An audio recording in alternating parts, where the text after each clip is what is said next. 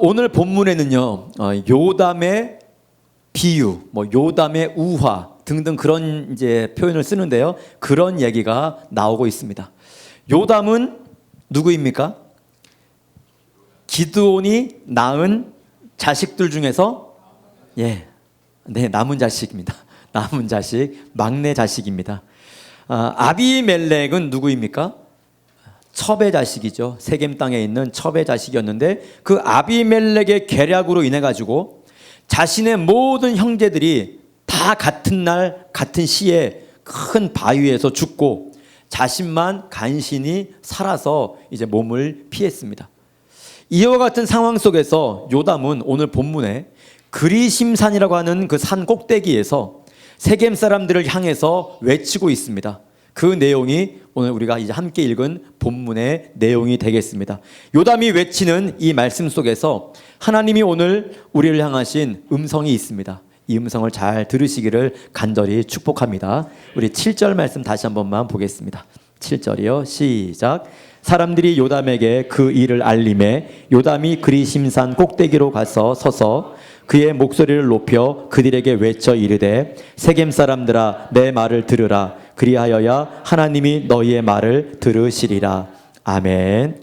그리심산은 세겜 남서쪽에 있는 산인데요. 그 산 바로 옆에는 에발산이라고 하는 산이 마주하고 있습니다. 이 에발산은 아주 작고 가파른 산이며 또 돌산입니다. 그래서 그 그리심산 꼭대기에서 아래쪽을 향하여 큰 소리로 외칠 때에 그 산 계곡을 따라 내려가서 그 소리가 아래쪽에 있는 사람들에게 잘 들릴 수 있는 그런 지형적인 특징을 가지고 있는 산이 바로 그리심산이고 에발산입니다. 이 두 개의 산이 마주보면서 길게 밑으로 쭉 뻗은 무슨 산이에요? 돌산. 그러니까 걸리는 것이 없어요. 말을 하면 쫙 내려갈 수 있는 그런 아주 좋은, 말하기에 좋은 통로를 가지고 있는 그런 지형적인 특징을 가지고 있어요.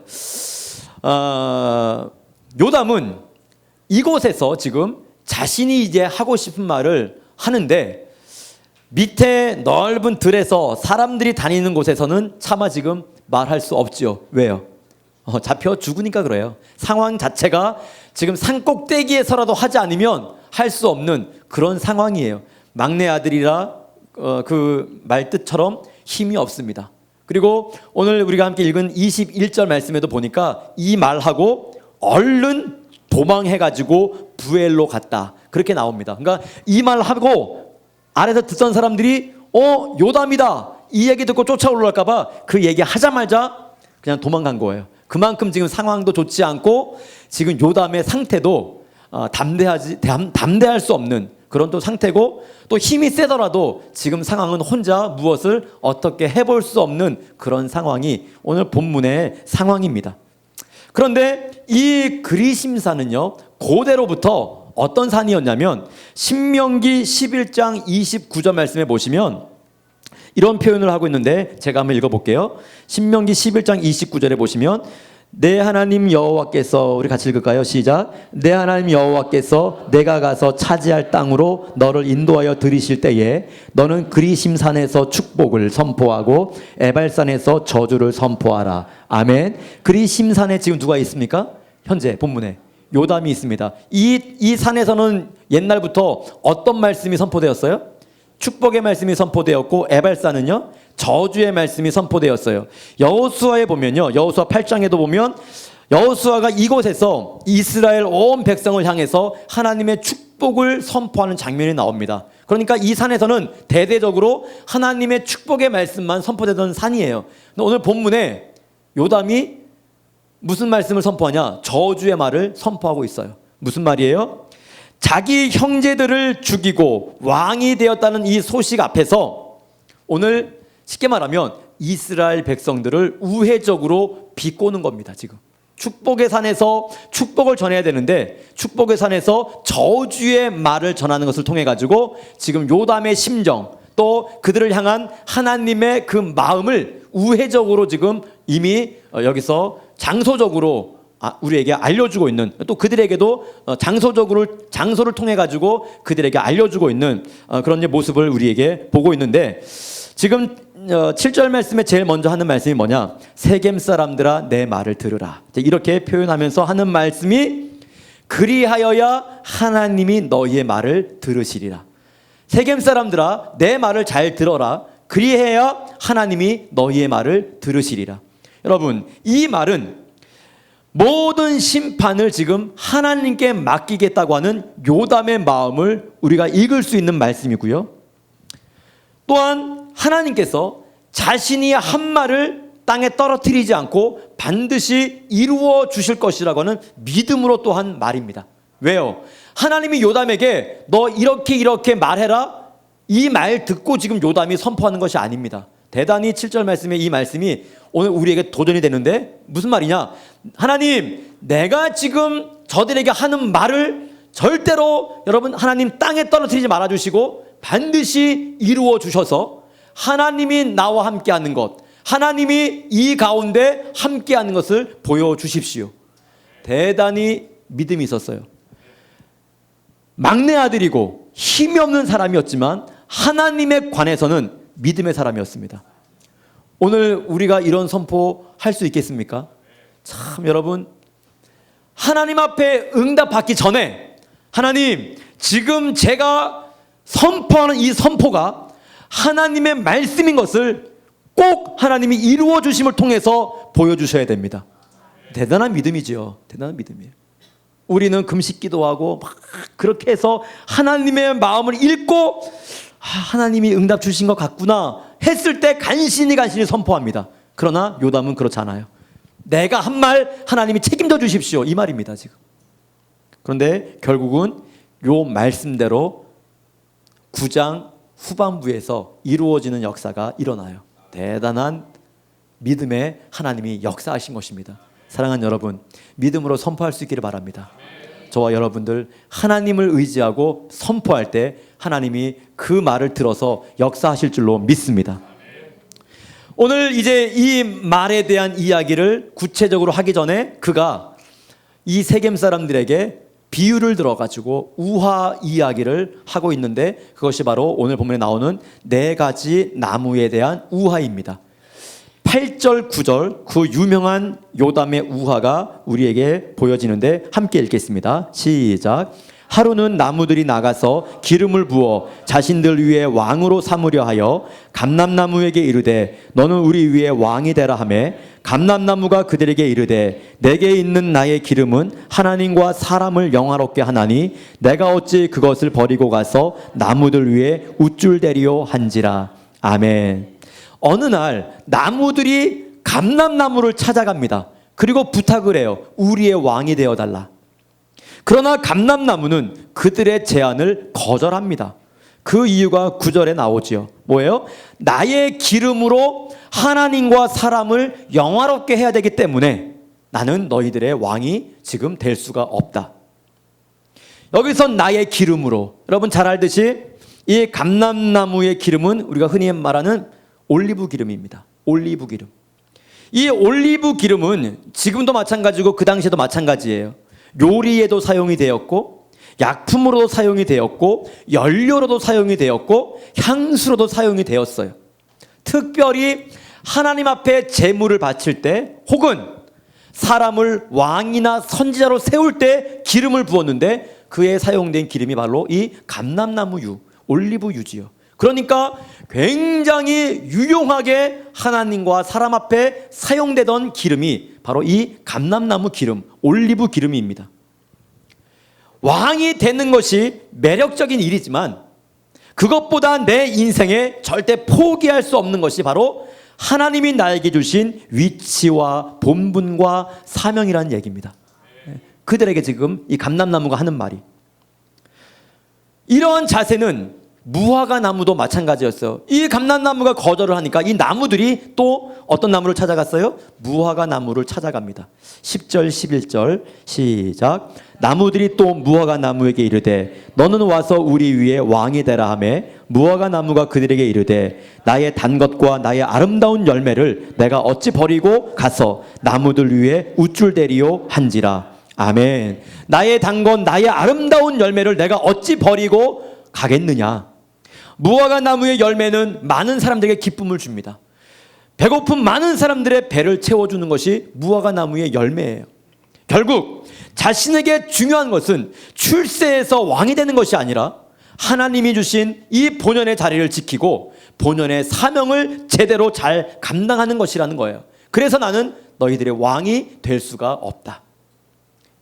그래서 그 나무들은 또 세 번째 나무를 찾아갑니다. 바로 포도나무지요. 12절 13절입니다. 시작. 나무들이 또 포도나무에게 이르되 너는 와서 우리 위에 왕이 되라 하매 포도나무가 그들에게 이르되 하나님과 사람을 기쁘게 하는 내 포도주를 내가 어찌 버리고 가서 나무들 위에 우쭐대리요 한지라. 아멘. 내가 어찌 이것을 버리고 왕의 자리를 탐하겠느냐는 얘기입니다. 여러분, 포도에 유용하면 우리는 뭐 이미 봐서 알죠. 얼마나 포도에 이 유용함이 있습니까? 다시 말하면 이 나무들은 한결같이 모두 자기만의 존재 목적과 본분과 사명을 가지고 있습니다. 그 존재 목적이란 바로 하나님과 사람을 기쁘게 하는 그런 열매를 맺는 일인 것입니다. 여러분, 이 세 나무의 공통점이 지금 무엇입니까? 세 나무의 공통점, 바로 그들의 비전과 꿈과 사명이 누구와 연결되어 있습니까? 하나님과 연결되어 있다는 것을 알 수가 있습니다. 한결같이 내가 지금 왕이 되지 못하는 이야기를 하나님과 연결해서 대답을 하고 있어요. 이 나무들은 모두 자기만의 존재 목적과 본분과 사명을 너무나 잘 알고 있었습니다. 그 존재 목적이란 바로 하나님과 사람을 기쁘게 하는 그 열매를 맺는 것이었습니다. 자신들의 욕망, 자신들의 꿈을 이루기 위해서 왕의 자리를 거절한 것이 아니라 하나님의 비전과 하나님의 꿈을 위해서 하나님께 영광을 돌리기 위해서 그 명예와 권세를 포기했다는 것입니다. 사랑하는 여러분, 결론적으로 말씀드리지만 이와 같은 비전과 꿈을 가지고 살아야 됩니다. 하나님과 연관된, 하나님과 연결된 꿈, 하나님과 연결된 비전이어야 됩니다. 물질의 목적이 하나님의 비전과 연결되어야 됩니다. 우리 건강이 하나님의 비전과 연결되어야 되는 거예요. 우리의 자녀가 하나님의 비전과 연결되어야 됩니다. 우리 교회의 목적도 마찬가지고 하나님과 연결될 때 그 꿈이 복된 꿈이 되는 것입니다. 그래서 나무들은 결국 포기하고 가시나무에게 가서 부탁을 하는데 14절 보시면 시작. 이에 모든 나무가 가시나무에게 이르되 너는 와서 우리 위에 왕이 되라 하매. 아멘. 아무도 왕이 되려고 하지 않자 모든 나무가 가시나무에게 찾아갔습니다. 당시 가시나무는 메마른 산악지대에서 이제 자라는 나무이고요. 그 나무는 알다시피 열매도 없었고 잎도 유용하지 않아서 사람들이 쉴 만한 나무가 아니었습니다. 오히려 가시가 많아서 사람들을 찌르고 사람이 가까이 하지 못하는 나무이죠. 그래서 대부분 가시나무는 어디에 사용을 했냐면 땔감으로 사용을 많이 했습니다. 다시 말하면 별 볼 일 없는 그런 나무였다는 거예요.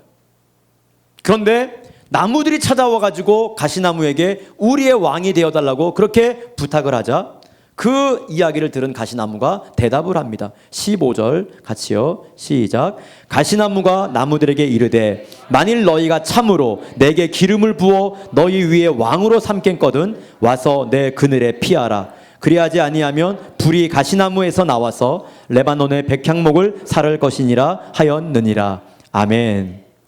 왕이 될 만한 자격이 충분한 나무들은 차례차례 거절한 반면에 가장 시시하고 쓸모없는 자격이 없는 가시나무가 지금 한마디로 왕이 될 것을 허락하는 장면입니다. 여러분, 이 나무들을 찾아와 가지고 지금 왕이 되어달라고 부탁하는 나무들은 누구를 상징합니까? 이스라엘 백성들을 상징합니다. 그리고 좁게는 세겜 사람들을 상징하고요. 감람나무, 무화과나무, 포도나무는 누구를 상징합니까? 기드온과 그의 자녀들을 상징합니다. 왕이 될 만한 자격이 있는 사람들이죠. 가시나무는 그러면 누구를 상징하겠습니까? 아비멜렉을 상징하겠지요. 자격이 없었던 아비멜렉이 여러분 오늘 왕이 된 이 사건을 빗대어서 그 그리심산 꼭대기에서 요담이 비유를 들어가지고 그들에게 지금 한 말이 오늘 지금까지 9절로 15절까지 우리가 함께 본 이 비유의 말씀인 것입니다. 가시나무에게 있어 인생의 본질은, 다시 말하면 즉 아비멜렉에 있어서 인생의 본질은 자신의 야망을 이루는 것이었습니다. 누구와 관계없습니까? 하나님과는 관계가 없는 것입니다. 이러한 삶을 가리켜가지고 오늘 이제 15절 이후에 16절에 이러한 삶을 가리켜 말씀은 진실과 의로움이 없는 행위였다. 그렇게 평가를 하고 있습니다. 진실과 의로움이 없는 행위. 바로 아비멜렉은 자신의 야망 때문에 진실과 의로움의 삶을 포기하는 그런 일을 저지르고 말았지요. 그게 무슨 사건이었습니까? 지난주 70명의 형제들을 죽이는 사건이었습니다. 진실하지 못하고 의로움이 없는 삶. 뭐를 위해서? 자신의 야망을 위해서. 즉 하나님이 싫어하시는, 하나님이 원치 않는 그런 삶을 자신의 야망을 위해서 살았다는 거예요. 오늘 본문의 이 나무들의 비유는 내 인생에서 절대 포기해서는 안 될 것이 무엇인가를 잘 보여주고 있고, 또 반대로 내 인생에서 절대 붙잡아야 될 것이 무엇인가를 또한 보여주는 말씀입니다. 감람나무, 무화과나무, 포도나무에게는 하나님을 포기할 수 없었고, 가시나무에게는 자기가 가진 야망을 포기할 수가 없었던 것입니다. 결국 가시나무는 포기해야 할 자기 꿈과 야망을 포기할 수 없었기 때문에 결론 부분에서 나오지만 자기도 망하고 다른 사람도 망하게 하는 그런 인생이 되고 말았습니다. 그러나 다른 새 나무들은 하나님이 주신 위치와 본분을 포기하지 않았기 때문에 하나님도 영화롭게 하고 다른 사람들을 유익하게 하는 그런 인생이 되었던 것입니다. 사랑하는 여러분, 그 어떤 유혹과 핍박이 오더라도 절대 포기할 수 없는 인생의 본질을 붙잡고 살아가시는 여러분 되시기를 간절히 축복합니다. 그것이 무엇입니까? 하나님입니다. 그것이 무엇입니까? 사명입니다.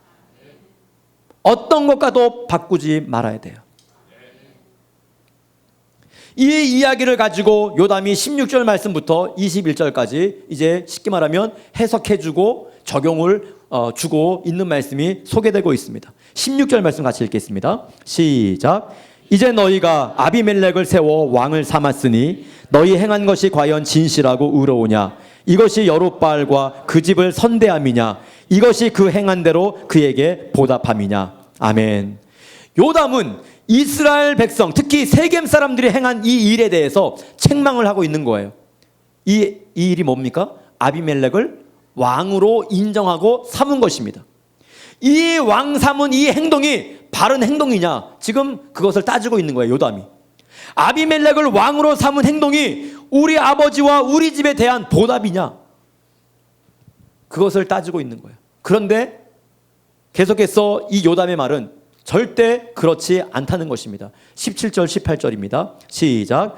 우리 아버지가 전에 죽음을 무릅쓰고 너희를 위하여 싸워 미디안의 손에서 너희를 건져냈거늘 너희가 오늘 일어나 우리 아버지의 집을 쳐서 그의 아들 70명을 한 바위 위에서 죽이고 그의 여종의 아들 아비멜렉이 너희 형제가 된다고 그를 세워 세겜 사람들 위에 왕으로 삼았도다. 아멘.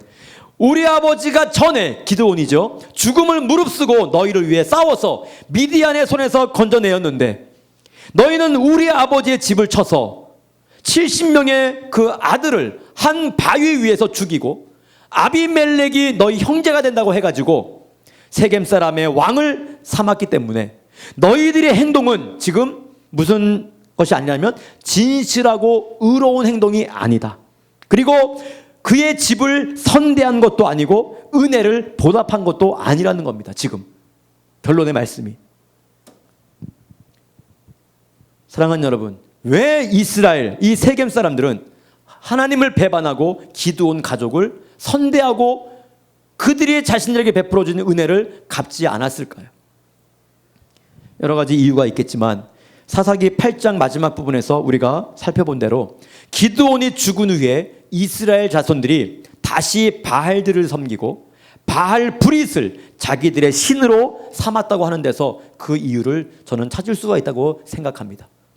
기드온이 죽고 난 이후에도 그들이 계속해서 하나님을 사랑하고 하나님을 의지하고 하나님을 철저하게 섬겼다면 아비멜렉을 왕으로 삼지도 않았을 뿐만 아니라 기드온의 가족과 자녀들을 선대하면서 은혜를 갚으면서 살았을 거예요. 그러나 기드온이 죽은 뒤에 그들은 바로 바알을 섬기고 심지어는 바알 브릿, 언약의 바알을 우리가 섬기겠다고 약속까지 하면서 하나님을 떠나고 우상을 섬기는 인생을 살게 된 겁니다. 사랑하는 여러분, 세상을 붙잡을 때, 하나님을 떠나 세상을 향하여 짝하고 살 때, 오늘 우리가 마땅히 해야 될 의로운 삶, 진실한 삶은 잊어버리게 되는 것입니다. 그것이 우리의 삶과 관계없는 삶이 되는 거예요. 누구를 떠날 때? 하나님을 떠날 때. 결국 하나님을 떠나게 되자 그들은 하나님이 원치 않는 일들을 진행하게 된 것입니다. 자신이 있습니까? 지금 우리가 이 전에 나와서 이 예배를 드린다고 해서 나는 하나님 앞에 평생 기쁨이 되고 의롭고 진실하게 살 자신이 있다라고 여러분 지금 대답할 수 있겠습니까?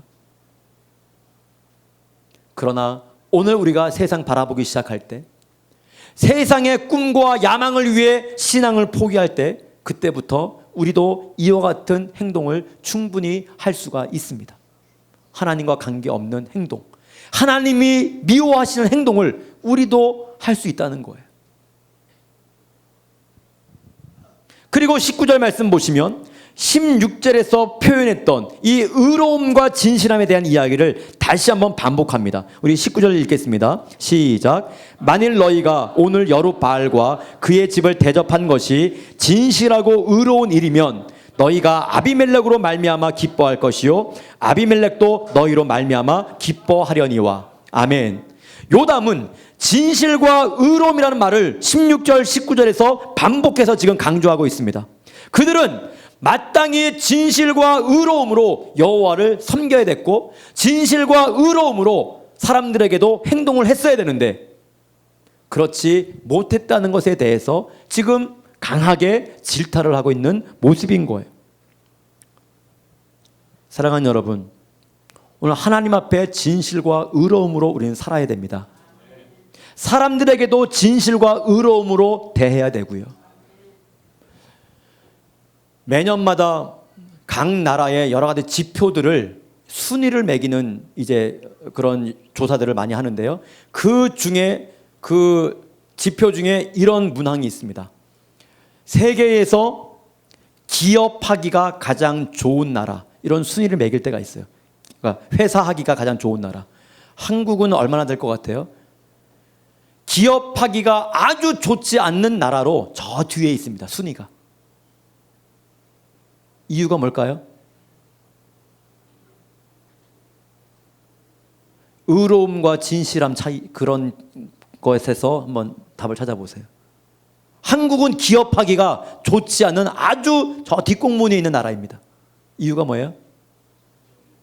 부정부패가 많다는 겁니다. 다시 말하면 부정부패하지 않으면 성공할 수 없는 사회가 한국 사회라는 거예요. 세계에서 봤을 때 아직까지. 그들의 말이 정확해요. 그들이 기업을 하려고 돈을 벌려고 한국에 들어오면 그들이 가지고 있는 사고방식으로는 못한다는 거예요. 한국에서. 서구 유럽 사람들이 가지고 있는 그 머리로는 한국에서는 안 된다는 거예요. 부정과 부패와 불법이 들어가야 한국에서는 먹힌다는 거예요. 검은 돈이 왔다 갔다 해야 한국에서는 먹힌다는 거예요. 그러니까 기업하기 좋지 않은 나라 저 뒤에 있어요. 사랑하는 여러분, 한국 사회는 아직도 반칙이 많은 그런 사회입니다. 문제는 중요한 게 뭐냐? 반칙을 해서라도 성공만 한다면 인정해 준다는 게 또 문제예요.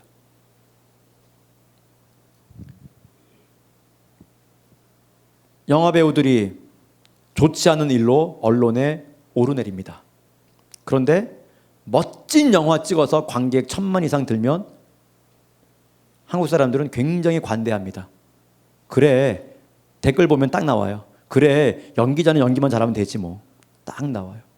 유명한 운동선수들이 뭐 음주운전이다 뭐다 해가지고 걸려요. 그런데 징계받고 나와가지고 홈런 계속 치면 싹 다 잊어버립니다.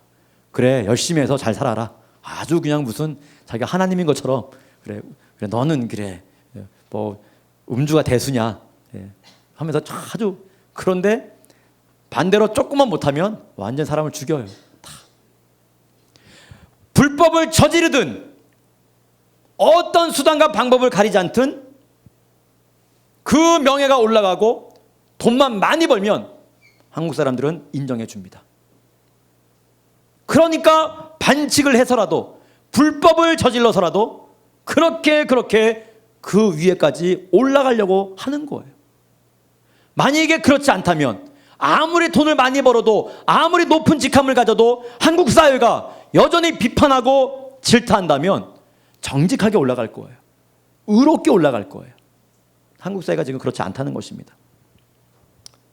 그렇다면 한국 사회에 이야기할 것이 아니라 정말 중요한 것은 하나님 앞에서의 나의 현재의 모습입니다. 정말 내가 진실과 의로움의 길을 아버지 앞에 걸어가고 있는가? 하나님과 상관된 나의 비전과 목적을 가지고 있는가? 그것이 중요한 거죠. 편법과 거짓과 불의의 길을 오늘 우리는 걸어간다면 세상 사람들은 그것을 인정해주고 박수를 쳐줄지 몰라도 하나님은 절대로 우리를 성공자라고 인정해주지 않을 것입니다. 무엇이 중요합니까? 하나님의 평가가 중요한 것입니다. 우리는 하나님의 평가가 중요한 거예요. 결국은 그와 같은 의로움과 거짓된 삶의 결과는 무엇이냐? 20절 말씀 같이 읽겠습니다.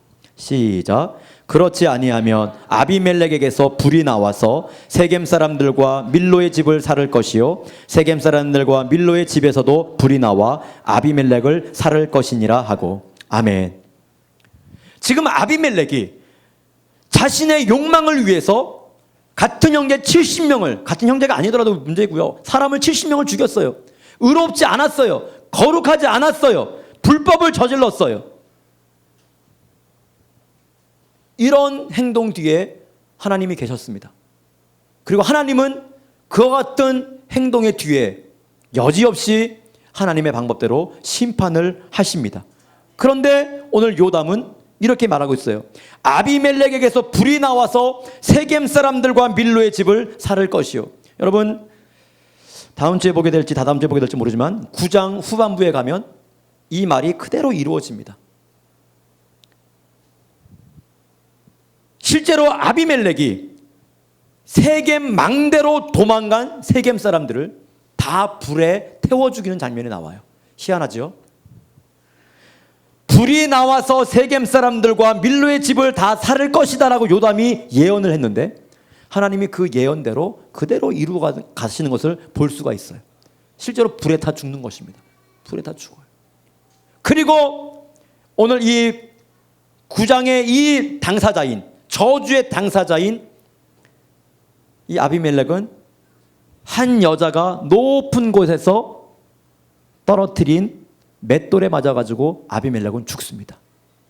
기가 막힌 멋지게 죽은 것도 아니고 여자가 던진 맷돌에 맞아가지고 죽은 거예요.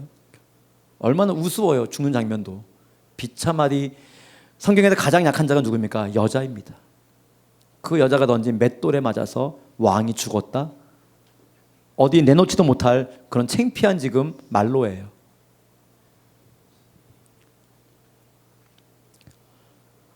오늘 우리의 삶에서 진실과 의로움을 포기하고 잃어버릴 때 결국은 인생의 삶이 이와 같은 삶으로 나아갈 수밖에 없다는 것을 우리에게 말씀해 주고 있습니다. 하나님은 지금 살아계시고 하나님은 우리의 지금 삶의 비전과 꿈을 보시고 우리의 행동을 지금 보고 계십니다. 사랑하는 여러분, 오늘 우리가 어떤 유혹이 다가와도 무슨 어려움이 발생해도 하나님 앞에서 믿음의 본분을 지키며 진실과 의로움을 붙들고 살아가야 될 줄로 믿습니다. 이것을 포기하면 안 되는 거예요.